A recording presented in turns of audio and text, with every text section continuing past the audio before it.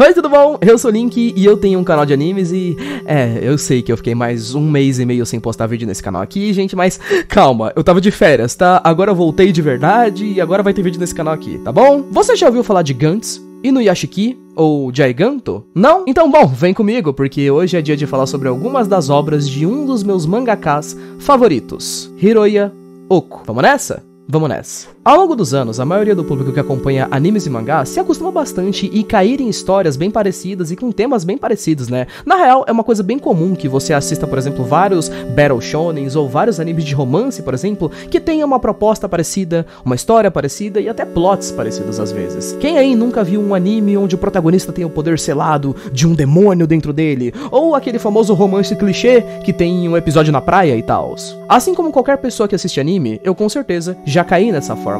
E é justamente por isso que desde o início eu amo muito as obras desse cara aqui, Hiroya Oku. Oku é um dos meus mangakas favoritos por várias razões. A primeira obra que eu li desse cara aqui foi Gantz, um mangá que foi lançado há bastante tempo atrás e que também teve um anime, por sinal, que é uma bosta o anime, então vamos só fingir que não existe, mas enfim. Como criador de histórias, né, assim como vários e vários mangakas, o Oku tem algumas manias que ele costuma aplicar em todas as histórias deles, sendo a primeira delas uma proposta absurdamente maluca, que chama a atenção por si só e por ser meio estranha e tal, e a princípio foi isso que chamou a minha atenção pra Gantz. Não sei como dizer isso exatamente. O protagonista era realmente um adolescente, né, nada fora do comum e tal, mas o primeiro episódio era maluco, cara, e apresentava algo muito legal. O protagonista morria logo no começo da história porque ele tinha sido atropelado por um metrô, ele e o colega dele vão pra uma pós-vida com uma sala cheia de gente que morreu. Entre essas pessoas tinha várias pessoas babacas que foram mortos, criminosos, tinha até abusadores ali no meio e tal, e a parada dessa sala é que tinha uma bola preta gigante que era tipo uma entidade que deu pra eles equipamentos e enviou eles pra planetas diferentes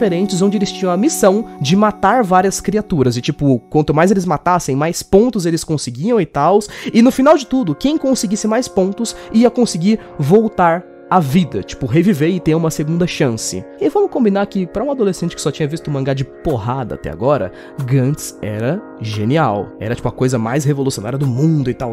E as outras obras dele também seguem ideias parecidas. A minha favorita até hoje, por exemplo, é Inuyashiki, que é simplesmente a história de um velho, tipo um cara de 50 e poucos anos que parece muito mais velho porque a vida dele foi ruim, a família dele é ruim com ele tem uma vida bosta e tal, ele acha que a vida dele inteira foi em vão, e logo no primeiro episódio o cara é atropelado por uma nave espacial. Ele e um adolescente lá e tal, e essa nave tenta trazer eles de volta à vida como robôs. Vendo que ele recebeu uma segunda chance, esse senhor vai tentar então encontrar uma nova razão pra viver, assim como o adolescente, já que agora eles não são mais teoricamente seres humanos e tal. É um bagulho extremamente profundo e uma das histórias mais tristes que eu já vi até hoje, cara. Ou então, se a gente for pegar a última obra que o Oku fez, que pra mim é a mais maluca de todas, Giganto, que é a proposta mais nada a ver que eu já vi na minha vida. O protagonista é um moleque de 16 anos, que ele conhece uma atriz de filmes adultos mais 18, e ele era fã dessa atriz. Ele vira amigo dela, da atriz, por sinal, e essa atriz, por sinal, ela encontra mais pra frente um relógio de um cara que veio do futuro, e esse relógio tem poderes que conseguem fazer ela voar e ficar gigante.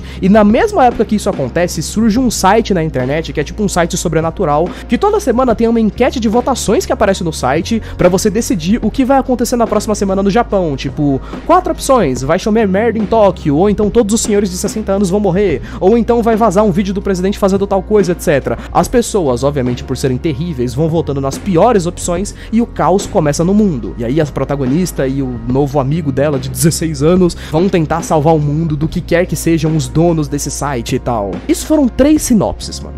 Olha o nível de droga que esse cara usa. Eu também sempre amei muito os detalhes estéticos das obras do Hiroya Oku, cara, principalmente na questão de criaturas e tal. Toda obra que esse cara faz tem criaturas, e uma coisa engraçada é que ele sempre usa uma tática de CGI, de criaturas 3D nos mangás dele. Depois do grande hate do CGI de anime, vem aí o famoso CGI de mangá. Mas falando sério mesmo, as criaturas que são feitas em Gantz, por exemplo, com software 3D e tal, nossa, isso dá uma profundidade maneira, cara, e um ar maneiro para as criaturas. É simplesmente uma técnica legal, que as obras dele são uma grande referência pra isso. Acho que um ponto pra mim que é até superior até às propostas que são muito malucas e tal das histórias do Oku é o realismo da sociedade que ele trata nas histórias dele. Eu acho que vocês devem ter percebido, pelo menos pela sinopse das histórias que eu trouxe e tal, que nenhuma das obras do Oco é leve. Pelo contrário, na verdade, né? Todas elas são extremamente pesadas e tratam de temas pesados. Gantz, por exemplo, como eu falei pra vocês, é um jogo de sobrevivência, onde quem matar mais sobrevive. Tem pessoas ali que são ruins, cara, tipo mortos por abuso, cometeram crimes absurdos,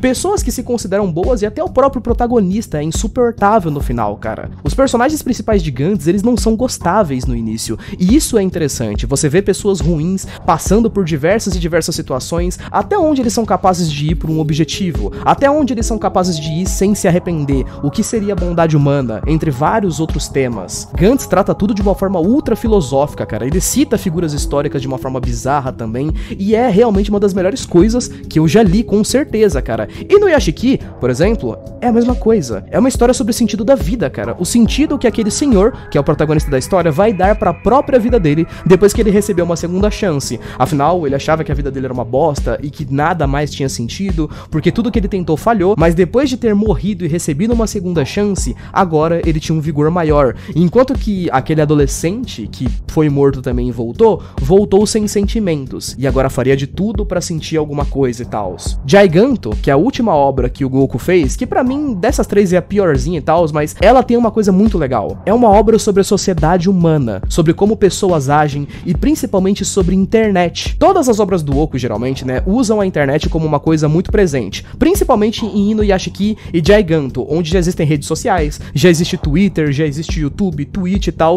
e você frequentemente vê isso sendo utilizado, cara. Quando acontece alguma coisa absurda em Giganto ou em Inuyashiki, por exemplo, os personagens vão pro Twitter, eles vão dar uma olhada no que as pessoas estão falando, o nome de protagonista sobe pro Trending Topics, igual quando um youtuber tá sendo cancelado, e tem protagonistas que são cancelados mesmo, como eu falei pra vocês, a protagonista de Giganto, né, a mulher que é a protagonista e tal, ela é uma atriz de filmes adultos. Então, como as pessoas vão reagir depois que ela salvar o mundo pela primeira vez? Ela vira uma estrela, mas e depois que as pessoas descobrirem o passado dela e que antes ela era uma atriz pornô? Como as pessoas vão reagir? E como elas vão reagir mais pra frente, quando descobrirem que ela tá namorando com um cara de 16 anos? Existe toda aquela tensão muito engraçada a respeito das pessoas de repente começarem a amar ela virar capa de tudo, ser chamada pra vários podcasts, as garotas do mangá começam a cortar o cabelo igual ela, e depois de um tempo isso passa e as pessoas começam a detestar ela, e depois começam a amar ela de novo. O Oco até mesmo trata polêmicas a respeito do anonimato e como as pessoas são babacas por conta do anonimato, no próprio Inuyashiki, por exemplo, onde pessoas inocentes se machucam, coisas acontecem com pessoas que não têm culpa de nada, e mesmo assim as pessoas no Twitter acham engraçado. Ele nunca mostra os melhores lados dos seres humanos ou das redes sociais, ele sempre trabalha com o pior lado. Isso deixa as obras dele muito impactantes. Existe uma cena em Inuyashiki que eu nunca vou conseguir me esquecer, cara. Que é uma cena a respeito do personagem do Hiro, né? Que eu tinha falado pra vocês, que é o famoso vilãozinho da série. O Hiro, na história de Inuyashiki, ele é um psicopata. Ele é um criminoso. E quando as pessoas descobrem isso, né? Quando isso vaza pro público e tal, e ele é datado como um serial killer de verdade, a mãe dele, que acreditava que tinha criado um rapaz bom, um rapaz íntegro e tal, a mãe dele sofre muito, cara, a respeito disso. Ela sofre tanto com isso que ela parte dessa pra melhor. E o que acontece depois disso? As pessoas no Twitter comemoram, fazem memes, xingam a mulher, xingam ela, mesmo que ela fosse uma pessoa inocente, fazem piadas com a cara dela, chamam ela de gorda e por aí vai. Em todas as histórias do Oco, esse é o nível de realismo com o qual é tratado a história. Eu acho que eu já vi muitas coisas pra mim que são realmente interessantes e tal, universos muito bem feitos, mas eu adoro, cara, como o Oco sempre trata essa ideia a respeito dele. Como a gente tem um universo que é muito bem montado e um mundo que também é muito bem realista, nós conseguimos ter reações realistas a respeito das pessoas quando coisas bizarras acontecem. O próprio site que aparece em Giganto é uma boa resposta pra isso. Você tem um site que ele tem lá a opção tipo ter um terremoto no Japão que vai matar 100 mil pessoas. E os seres humanos sabem que se eles votarem naquela opção, esse terremoto vai acontecer e mesmo assim as pessoas votam, porque elas querem ver o caos acontecendo. Nas histórias do Hiro Yaoko, o mundo é como se fosse um personagem. Ele faz parte da história e às vezes influencia mais as atitudes dos personagens do que tudo. Muitas vezes um personagem toma decisões ruins por pressão social, por pressão da internet ou pressão do Twitter, coisa que, ironicamente, a gente só vê acontecendo na vida real. Não é geralmente tão tratado assim em histórias e simplesmente acho um ponto incrível. E pra mim, é uma das razões pelas quais o Oco é um dos meus mangakas favorito. Mas enfim, jovens, bom, eu acho que é isso, né? Queria lembrar pra vocês, antes de terminar o vídeo aqui, que eu tô fazendo um mangá de terror e de mistério chamado de Paradigma. Tá tudo aí na descrição, caso você queira dar uma olhada. Aí no link no card, ou então aí no link na descrição. É tudo de graça, então não esquece de passar lá, por favor, que esse mês a gente fez 2, 3 capítulos novos lá e tal. Tá tudo muito bonito. E eu fico muito feliz que o mangá tá crescendo bastante e que a maioria do pessoal tá gostando bastante. Então, não esquece de passar lá depois, beleza? Muito obrigado por ter assistido até aqui. Um beijo, abraço, valeu, falei, até mais. Fui!